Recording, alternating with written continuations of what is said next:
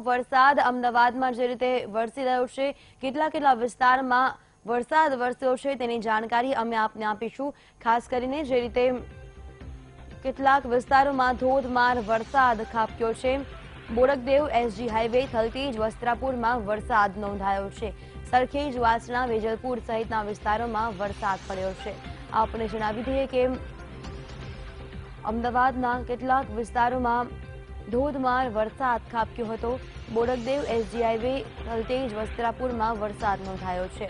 ખાસ કરીને જે રીતે વરસાદ નોંધાયો છે, વહેલી સવારે વરસાદ પડ્યો છે।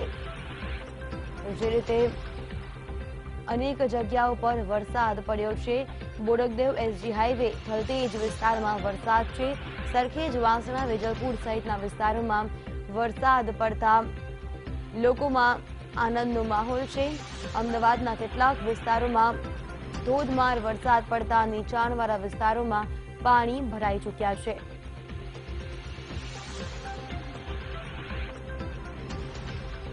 જે રીતે મેઘરાજા મન મૂકીને વરસી રહ્યા છે। અમદાવાદના કેટલાક વિસ્તારોમાં વરસાદ વરસ્યો છે।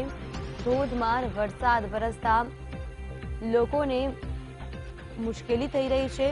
ખાસ કરીને વિદ્યાર્થીઓને શાળાએ જતી વખતે મુશ્કેલી વેઠવાનો વારો આવે છે।